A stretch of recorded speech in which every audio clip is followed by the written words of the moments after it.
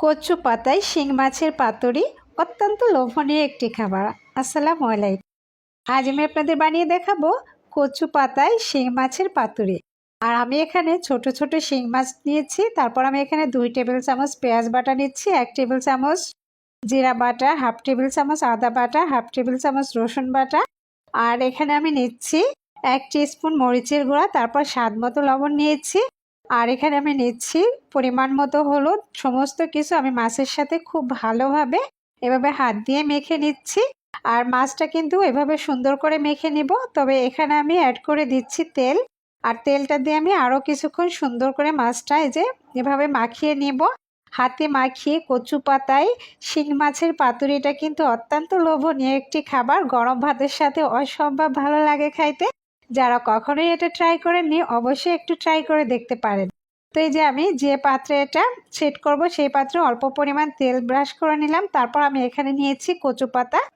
কচু পাতাগুলো আমি আগের থেকে ধুয়ে তারপর পরিষ্কার করে নিয়েছিলাম। আর এখন এই যে প্যানে প্রথমত 2টা কচু পাতা দিয়ে দিলাম। তারপর আমি এই কচু পাতার উপরে এখন দিয়ে দিচ্ছি এই যে হাতে মাখিয়ে রাখা সেই শিং মাছ।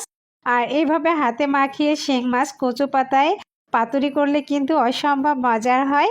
গরম ভাতের সাথে এই পাতুরিটা কিন্তু অসম্ভব ভালো লাগে খেতে। আপনি যাকে এই পাতুরিটা বানিয়ে খাওয়াবেন সেই কিন্তু প্রশংসার ঝড় তুলে দিবে, কারণ এই পাতুরিটা এতটাই মজার হয়। যে কোনো রিচ খাবার রেখেই কিন্তু এই পাতুরিটাই শুধু খাইতে ইচ্ছে করবে। আর এই যে এখানে আমি কয়েকটা কাঁচা পাকা মরিচ অ্যাড করে দিচ্ছি। তারপর আমি এখানে এই পাতুরির স্বাদ এবং সুগন্ধ আনার জন্য এর ভিতরে 4 থেকে 5টা এই যে এভাবে লেবুর পাতা দিয়ে দিচ্ছি। লেবুর পাতা দিলে কিন্তু অসম্ভব সুন্দর একটা ফ্লেভার আসে। আর এই জন্য আমি লেবু পাতা দিয়ে তার উপরে এই যে আরও কয়েকটা কচু পাতা দিয়ে দিব। আর এই যে দেখুন, আর এই কচু পাতাটা কিন্তু ভাতের সাথে খাইতে অসম্ভব ভালো লাগে।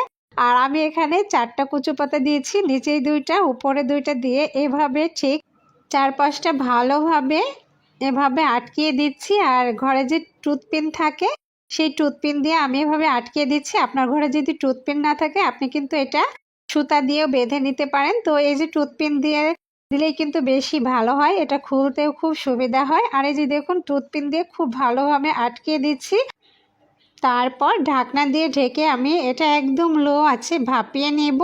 আর এই যে দেখুন একদম লো আছে আমি ভাপিয়ে নিলাম। আর ভাপিয়ে আমি চেক করে দেখছি নিচে কতটা হয়েছে। তবে আপনি একটু খেয়াল করবেন যেন পুড়ে না যায়। নিচের পাটটা একদমই পারফেক্ট হয়েছে। এখন আমি এটা উল্টিয়ে দেব। তার জন্য এভাবে একটা মাটির পাত্র দিয়ে আমি ঠিক এভাবে উল্টিয়ে নিলাম।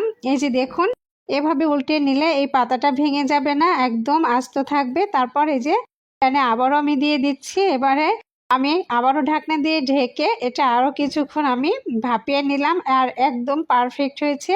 আর এখন এটা আমি নামিয়ে নিচ্ছি। আর নামিয়ে যখনই কিছুটা ঠান্ডা হয়েছে ঠিক তখনই আমি পিনগুলো এভাবে তুলে নিচ্ছি। মাশাআল্লাহ অসম্ভব সুন্দর হয়েছে। দেখুন পাতাগুলো একদম পুড়ে যায়নি। আর ভিতরের পাতাগুলো একদমই সিদ্ধ হয়ে গেছে। অসম্ভব মজার হবে। গরম ভাতের সাথে এই পাতা মাখিয়ে আর এই মাছটা যে কতটা সুস্বাদু আর কতটা মজার হতে পারে সেটা আপনারা ভাবতেও পারবেন না। যারা কখনোই ট্রাই করেনি অবশ্যই ট্রাই করে দেখতে পারেন, অনেক বেশি ভালো লাগবে। গরম ভাতে শিং মাছের পাতুরি আমার তো ভীষণ ভালো লাগে। আর আমি প্রায় এভাবে বানিয়ে থাকি। আমার রেসিপিটা আপনাদের যদি ভালো লাগে থাকে তাহলে আমার পেজটি ফলো দিয়ে লাইক কমেন্ট শেয়ার করবেন। সবাই ভালো থাকবেন, সুস্থ থাকবেন। আজকের মতো এখানেই বিদায় নিচ্ছি। আল্লাহ হাফেজ।